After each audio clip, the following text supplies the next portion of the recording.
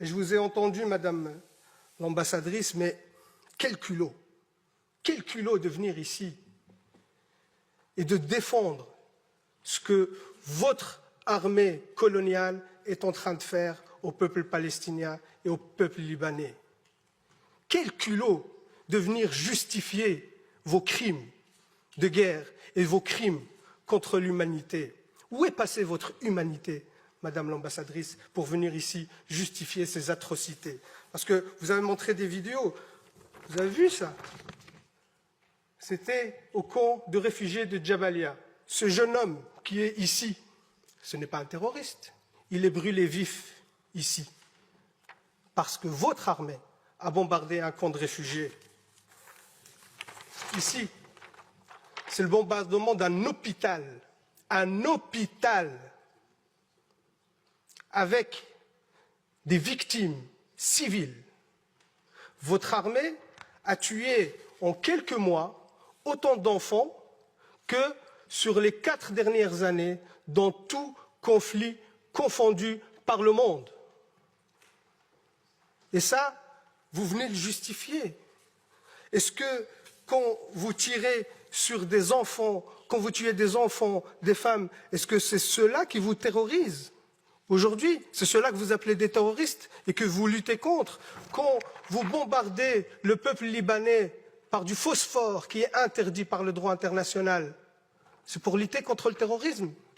Quand vos soldats, qu'on considère, que vous dites que c'est l'armée la plus morale du monde, quand vos soldats exhibent les vêtements des femmes assassinées et qui font des vidéos de divertissement sur TikTok, quand ces mêmes soldats posent avec leur butin de guerre fièrement et qu'ils sont fiers de tuer des enfants et des femmes, et c'est eux qui le disent, hein, dans des vidéos TikTok, dans des comptes Twitter, ça c'est votre armée la plus morale. Et oui, monsieur de Macht, moi je ne me rabaisserai pas à vos insultes sur l'éducation, ainsi de suite, je vous laisse ces bassesses pour vous, mais par contre, oui, moi je prends parti dans ce conflit, je prends parti pour les opprimés. Je prends parti pour le peuple palestinien.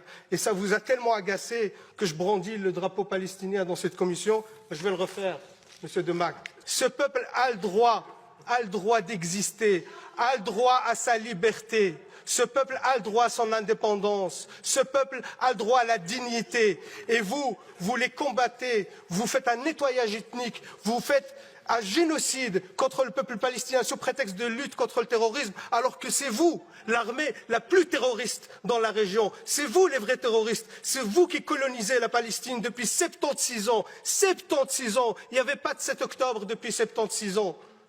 Toutes les résolutions de l'ONU que vous avez violées, vous ne respectez aucun droit international. Vous êtes un État voyou, même au sein de l'Assemblée nationale de l'ONU. Les autres États, ils quittent la salle quand votre Premier ministre, le chef d'un gouvernement d'extrême droite, prend la parole. Les autres États quittent la salle parce que vous êtes devenu un État paria et vous osez encore venir ici nous balancer vos salades pour dire que ce que vous faites est justifié. Comment vous pouvez justifier l'injustifiable? Comment vous pouvez justifier le génocide? Comment vous pouvez justifier les crimes de guerre? C'est inacceptable et inadmissible, Madame l'ambassadrice, de venir ici nous raconter ces salades. C'est inacceptable. Et par respect au peuple palestinien, je leur réitère ici tout mon soutien, et je leur demande de pardonner notre pays qui n'est pas à la hauteur de la situation, parce que jusqu'à aujourd'hui, 0 sanction ont été prises contre votre État. Et vous savez, vous avez justifié vos réactions parce qu'on vous a lancé des roquettes. Une autre étude sur les attaques en jaune, les attaques libanaises, en mauve, les attaques israéliennes. Qui est le terroriste de la région? Vous êtes l'État terroriste et vous avez des comptes à rendre. Et c'est une honte aujourd'hui que vous restez encore impuni, qu'il n'y a aucune sanction contre vous. Je termine par là, Madame la Présidente, même s'il y a beaucoup de choses à dire, mais on est limité par le temps, mais je pense que l'essentiel a été dit. Et surtout, ce qui est encore honteux, qu'il y a encore des porte-voix et des porte-paroles dans ce Parlement qui soutiennent cette politique génocidaire, et ça, c'est inadmissible.